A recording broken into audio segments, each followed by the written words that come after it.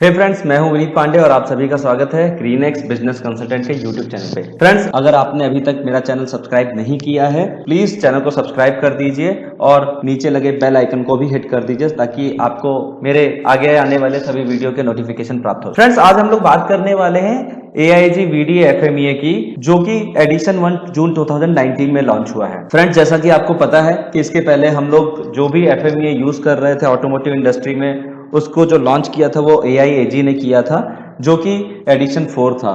Friends, अगर आप सभी कोर टूल के एडिशन, लेटेस्ट एडिशन को याद करने का तरीका जानना चाहते हैं तो उसके लिए मेरी वीडियो को चेक कर सकते हैं। तो AIAG अभी तक हमारे सारे एडिशन को रिलीज करता था जिसको हम लोग यूज करते थे। FMEA का जो लास्ट एडिशन था वो एडिशन 4 था, बट चूंकि ग्लोबलाइजेशन है और ग्लोबलाइजेशन में कई सारी कंपनियों के साथ ये प्रॉब्लम आती है कि अगर वो अमेरिकन और एशियन कंट्री के OEMs के साथ काम करे तो उसको AIG के पैटर्न को फॉलो करना पड़ता है, जबकि अगर वो जर्मन कंपनी के साथ काम करे तो उसको VDA के पैटर्न को फॉलो करना पड़ता है। और आपको दोनों के लिए ही दो तरह के FMEA के रिक्वायरमेंट को समझना पड़ता है और उसको यूज करके इंप्लीमेंट करना पड़ता है। एम्बिग्यूटी को हटाने के लिए AIG और VDA ने एक साथ कोलैबोरेट किया और ये नया FMEA लॉन्च किया जो कि जून 2019 में लॉन्च हुआ था, और इसके बाद से पुराने जितने भी एडिशन थे उन सबकी एप्लीकेबिलिटी अब निल हो गई है। तो इसलिए आपको ये वीडियो पूरा देखना जरूरी है और इससे रिलेटेड कोई भी क्वेरी हो तो मुझे कमेंट सेक्शन में लिखकर बताना ना भूलें। सो फ्रेंड्स, जैसा कि आप जानते हैं कि अभी तक जो भी FMEA का एडिशन था वो AIAG ने रिलीज किया हुआ था उन कंपनियों के लिए जो अमेरिकन, यूरोपियन और एशियन कंट्री के साथ काम करती थी, और जर्मनी के लिए हमारे पास VDA का FMEA था। बट अब ये कोलैबोरेट होके चेंज हो गया है और अब पुराने FMEA की जगह नया FMEA आ गया है जिसको हम कहते हैं AIAG VDA FMEA। AIG का नाम आपको पता है दोस्तों, ऑटोमोटिव इंडस्ट्री एक्शन ग्रुप, जबकि VDA को हम वर्बैंड डर ऑटोमोबाइल इंडस्ट्रीज के नाम से जानते हैं। तो फ्रेंड्स, अगर हम बात करें FMEA की, FMEA क्या है?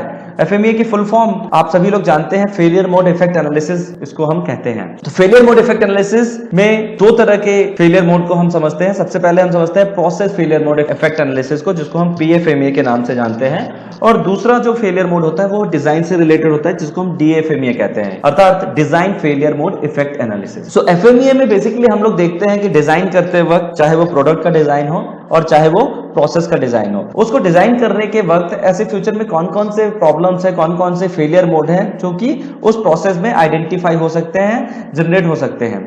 तो क्यों ना उसको डिजाइन करते वक्त ही उस चीज को पोटेंशियली आइडेंटिफाई करके अगर हम उसको एलिमिनेट कर दें तो फ्यूचर में कई सारी प्रॉब्लम्स को एलिमिनेट किया जा सकता है और मिटिगेट किया जा सकता है। तो उसके लिए फेलियर मोड इफेक्ट एनालिसिस के कॉन्सेप्ट को यूज किया जाता है। इस कॉन्सेप्ट को सबसे पहले US आर्मी और नासा ने यूज किया था, बट आज के टाइम पे ये ऑटोमोटिव इंडस्ट्री के अलावा भी कई सारी इंडस्ट्रीज में, चाहे वो मेडिकल हो, सर्विस हो या अलग मैन्युफैक्चरिंग हो, सभी जगह यूज होता है। तो फ्रेंड्स, अगर हम FMEA के कंटेंट की बात करें, आज के ट्रेनिंग में हम लोग क्या सीखने वाले हैं, तो basically we are going know the changes between AIAG VDA FMEA versus the old 4th edition. और FMEA का जो नया कॉन्सेप्ट है, किस तरीके से उसको यूज करते हैं, उसमें जो 7 स्टेप्स मेथोडोलॉजी का यूज होता है, हम लोग उसके बारे में सीखेंगे। तो अगर चेंजेस की बात करें 4th addition versus 1st addition में, तो सबसे जो मेजर चेंजेस है जो AIAG VDA FMEA है वो पूरी तरीके से नया लिखा गया है। अगर हम करंट रिवीजन की बात करें तो करंट रिवीजन आपके AIG और VDA दोनों के रिक्वायरमेंट को अडॉप्ट करता है। इसका मतलब यह है कि अभी आपको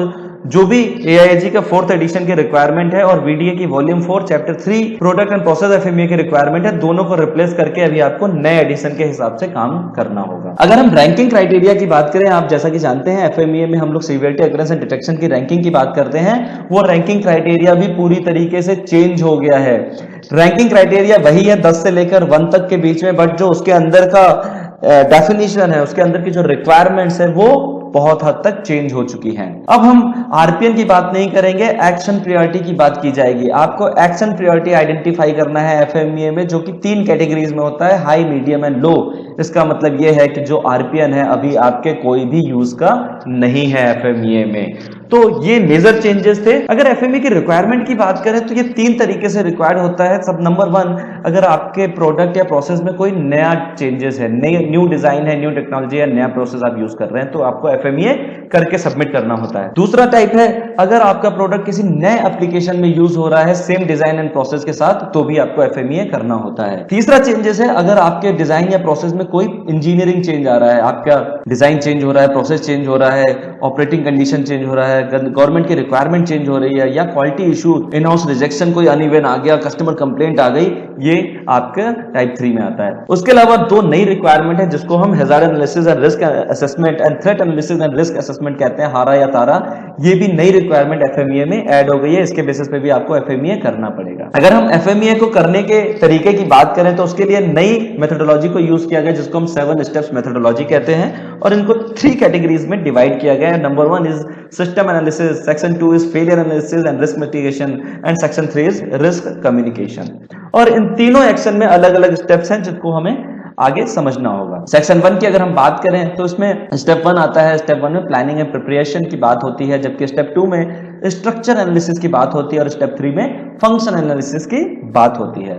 इसी तरीके से सेक्शन 2 में स्टेप 4 में हम फेलियर एनालिसिस की बात करते हैं, स्टेप 5 में रिस्क एनालिसिस की बात करते हैं, और स्टेप 6 में ऑप्टिमाइजेशन की बात करते हैं, जबकि सेक्शन 3 में हम रिजल्ट डॉक्यूमेंटेशन की बात करते हैं। तो ये 7 स्टेप्स में पूरे फॉर्मेट को भी क्रिएट किया गया है। पूरा फॉर्मेट ही आपका 7 कैटेगरीज में डिफाइन हो गया है, जिसको हम लोग आगे समझेंगे। तो फ्रेंड्स, पहला स्टेप जो है वो बात करता है प्लानिंग एंड प्रिपरेशन की। इसका मतलब है कि आपको एफएमईए करने से पहले प्लान करना है कि आपका एफएमईए का स्कोप क्या है, आप एफएमईए कहां करने वाले हो, और एफएमईए में आपका प्रोजेक्ट में क्या इंक्लूडेड है, क्या एक्सक्लूडेड है। अगर इसमें मेन चीज देखा जाए तो एक नया टर्म्स यूज किया गया जिसको हम 5T कहते हैं। 5T में आप एफएमईए का इंटेंट चेक करते हो, timing, team, task and tools check करते हो। तो स्टेप 1 को करने के लिए 5T को समझना जरूरी है, और ये एक तरीके से जो एफएमईए का फॉर्मेट है उसमें जो हम ऊपर हेडर में लिखते थे वहां पे 5T का यूज किया जा सकता है, जैसे कि आप एग्जांपल में दे सकते हैं। यहाँ पे आपको कंपनी का नाम लिखना है, अपनी टीम का नाम लिखना है, अपने प्रोडक्ट का नाम लिखना है, आपकी टाइमिंग लिखनी है, एफएमईए स्टार्ट कब होगा, कब खत्म होगा, आपका टीम में कौन कौन होगा, कॉन्फिडेंशियलिटी लेवल क्या है, ये सब स्टेप 1 प्लानिंग एंड प्रिपरेशन का पार्ट है। उसके बाद हम लोग स्टेप 2 की बात करते हैं जो कि स्ट्रक्चर एनालिसिस है। तो एफएमईए को करने के लिए आपको स्ट्रक्चर एनालिसिस की जरूरत पड़ेगी, जिसमें आप अपने एफएमईए के process item, process steps and process work element, जो कि नया कॉन्सेप्ट यूज हुआ है, इसको आइडेंटिफाई करना होगा। और इसको आइडेंटिफाई करने के लिए आप प्रोसेस फ्लो डायग्राम का यूज कर सकते हैं, जबकि इस बार नए एफएमईए में स्ट्रक्चर ट्री का भी यूज किया गया है, आप उसको भी यूज कर सकते हैं। और ये प्रोसेस फ्लो डायग्राम का एग्जांपल देख रहे हैं आप, और इस तरीके से स्ट्रक्चर ट्री का भी यूजेस स्ट्रक्चर एनालिसिस को समझने के लिए किया गया है। स्ट्रक्चर एनालिसिस करने के बाद फॉर्मेट कुछ इस तरीके से क्रिएट हो जाता है।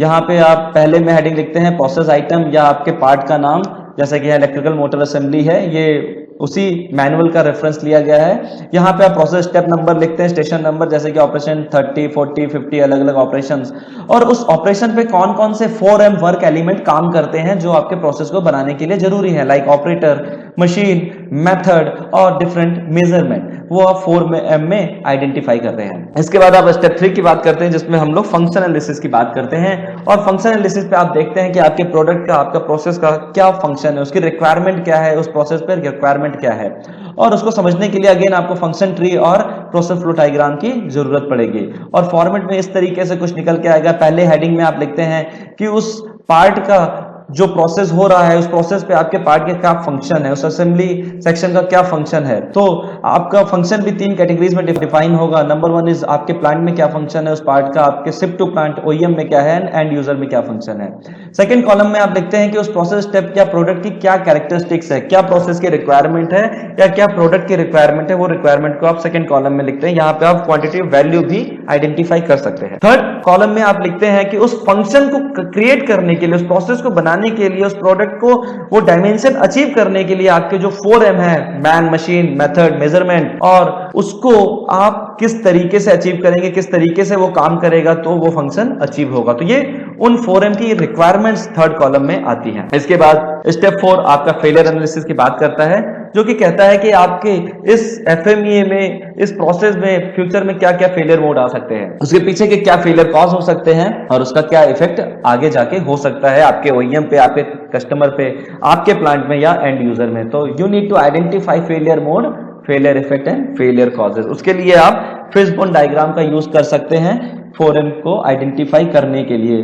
और फिशबोन डायग्राम को समझने के लिए आप मेरे 7QC टूल के वीडियो को भी देख सकते हैं। तो उसके बाद फॉर्मेट कुछ इस तरीके से बन जाता है, जहां पे सेंटर में आपको सबसे पहले लिखना होता है फेलियर मोड सेकंड कैटेगरीज में, और यहां पे लिखेंगे उस प्रोसेस स्टेप पे क्या क्या फेलियर मोड जनरेट हो सकते हैं। एंड वो फेलियर मोड अगर जनरेट होगा तो उसका इफेक्ट क्या होगा, फेलियर इफेक्ट आपके प्लांट में क्या होगा, आपके शिप टू प्लांट ओईएम में क्या होगा, एंड एंड यूजर पे क्या हो सकता है। अगर आपको तीनों पता है that is well and good, अगर आपको तीनों नहीं पता है तो आप अपने प्लांट का भी लिख सकते हैं। देन तीसरी कैटेगरी में फेलियर कॉज, जो आपने स्टार्टिंग में 4M लिखे थे एंड 4M के रिक्वायरमेंट लिखी थी, वो रिक्वायरमेंट ही अगर फुलफिल नहीं होती है that will be defined as a failure cause. तो मशीन की एक रिक्वायरमेंट थी, मशीन को चलना चाहिए था बट मशीन स्टॉप हो गई before reaching to final position, तो that is a failure cause. इस तरीके से आपको हर 4M हर वर्क एलिमेंट के कॉजेस को आइडेंटिफाई करना है स्टेप 4 में। उसके बाद स्टेप 5 में that is a risk analysis, और यहां पे आपका पर्पस है रिस्क एनालिसिस को करने के बाद आपको प्रायोरिटाइज करना है कि किस पे आपको पहले एक्शन लेना है और किस पे आपको बाद में एक्शन लेना है। इसका ऑब्जेक्टिव अगर इस स्टेप की बात करें तो इसका ऑब्जेक्टिव है कि आपने जो failure cause and failure mode निकाले हैं उसकी सीवियरिटी क्या है, आपका प्रोसेस में प्रिवेंशन कंट्रोल क्या है, डिटेक्शन कंट्रोल क्या है, अकरेंस क्या है, डिटेक्शन क्या है, ये सारी चीजें आपको स्टेप 5 में आइडेंटिफाई करना है। सीवियरिटी, अकरेंस एंड डिटेक्शन की रैंकिंग को समझना जरूरी है, क्योंकि जैसा कि मैंने आपको पहले बताया था रैंकिंग पूरी तरीके से चेंज हो गई है, तो सबसे मेजर चीज यहाँ पे ये ध्यान देने वाली है। अगर हम फॉर्मेट की बात करें तो फॉर्मेट में इस तरीके से दिखाई देता है आपका करंट प्रिवेंशन कंट्रोल क्या है फेलियर कॉज को लेकर, और उसके अकरेंस की रेटिंग क्या है जो कि रैंकिंग चार्ट से आपको दिखाई देगा। Then what is current detection control of FC और FM, that is a failure cause of failure mode, वो आपको यहाँ पे लिखना है। और उसकी डिटेक्शन रैंकिंग क्या है रिलेटेड टू रैंकिंग चार्ट, वो आपको वहीं से लेना है। उसके बाद जो यहाँ पे मेजर चेंजेस हुआ है फ्रेंड्स वो है RPN। पहले हम यहाँ पे RPN करते थे, तीनों का मल्टीप्लाई करते थे, सीवियरिटी, अकरेंस एंड डिटेक्शन का, जो कि अब आपको नहीं करना है। इसके लिए आपको सिंपल तीनों की रैंकिंग देखनी है और उस रैंकिंग को FMEA मैनुअल में दिए AP टेबल से मैच करना है, और उसके हिसाब से यहाँ पे लिखना है कि वो H है, M है और L है। H means high, M for medium and L for low, और उसके बेसिस पे आपको डिफाइन करना है कि आपको काम करना है और काम करके हाई को मीडियम में, मीडियम को लो कैटेगरी में लेकर जाना है। उसके बाद बात आती है स्टेप 6 की। स्टेप 6 का पर्पस है कि आपने जो प्रायोरिटाइजेशन किया है, आपका जो AP निकल के आया है हाई मीडियम, आप उसको कैसे कम करेंगे, किस तरीके से आप एक्शन को डिफाइन करेंगे, किस तरीके से आप टीम बनाएंगे, किसकी रिस्पॉन्सिबिलिटी होगी और कब तक आपका ये पॉइंट इंप्रूव हो जाएगा। और फॉर्मेट में कुछ इस तरीके से दिखाई देता है वो। सबसे पहले you need to identify prevention action, जिसके लिए आप क्या काम करने वाले हैं, डिटेक्शन एक्शन के लिए आप क्या काम करने वाले हैं, कौन रिस्पॉन्सिबल इंजीनियर होगा इसके लिए, टारगेट कंप्लीशन डेट क्या होगा और क्या स्टेटस है अभी। और जब ये काम हो जाता है उसके बाद आपको एक्शन को एविडेंस के तौर पे यहाँ पे लिखना होता है, कंप्लीशन डेट को लिखना होता है। उसके बाद आपकी नई सीवियरिटी रेटिंग यहाँ पे आ जाएगी, नया अकरेंस रेटिंग आ जाएगा, नया डिटेक्शन रेटिंग यहाँ पर आ जाएगा, और उसके बेसिस पे आपका AP जो कि एक्शन प्रायोरिटी है वो भी चेंज हो जाएगा। सीवियरिटी जनरली चेंज नहीं होती है, लेकिन अगर आप पूरे डिजाइन कॉन्सेप्ट पे कोई काम कर रहे हैं, आपका पूरा डिजाइन ही चेंज हो जा रहा है, तो सीवियरिटी चेंजेस होने के चांसेस हैं। सो यहाँ पे जो मेजर चीज देखने वाली है कि RPN जो पहले हम लोग यूज करते थे उसकी जगह अभी AP का यूज किया जाता है। उसके बाद बात आती है स्टेप 7 की, जिसको रिजल्ट डॉक्यूमेंटेशन कहते हैं। बेसिकली ये आउटकम है आपके FMEA का। पूरे FMEA करने के बाद आपको क्या लेसन लर्न मिला, कौन से ऐसे एक्शंस हैं जो आपको हॉरिजॉन्टल डिप्लॉय करने होंगे, कौन से ऐसे एक्शंस हैं जो फ्यूचर में आप आगे आने वाले प्रोजेक्ट में काम करेंगे, और इन सब की लर्निंग को कैसे आपने कम्युनिकेट किया है पूरी कंपनी में, पूरी टीम के साथ, that is the result documentation, जो कि स्टेप 7 का पार्ट है। ये सारे स्टेप्स करने के बाद आपका फॉर्मेट कुछ इस तरीके से दिखाई दे जाता है, जिसमें स्टेप 1 ऊपर की हेडिंग होती है जिसे हम हेडर कहते हैं, and then structure analysis step 2 के बीच के पॉइंट्स होते हैं, फिर स्टेप 3 के पॉइंट्स होते हैं, स्टेप 4, स्टेप 5 एंड स्टेप 6। इस तरीके से पूरा फॉर्मेट आपका क्रिएट हो जाता है FMEA का। फ्रेंड्स, उम्मीद करता हूं कि ये वीडियो आपको FMEA से रिलेटेड काफी अच्छी जानकारी देने के लिए काम आएगा, और इस वीडियो को देखने के बाद डेफिनेटली आपकी FMEA की जो लर्निंग्स है वो इंक्रीज हुई होगी। फ्रेंड्स, अगर आपको किसी भी तरीके की सपोर्ट की रिक्वायरमेंट है related to FMEA, new FMEA document, ranking table, तो आप मुझे कमेंट सेक्शन में बता सकते हैं, या आप मुझे मेल ID पर भी कॉन्टेक्ट कर सकते हैं। Friends, thank you and all the best.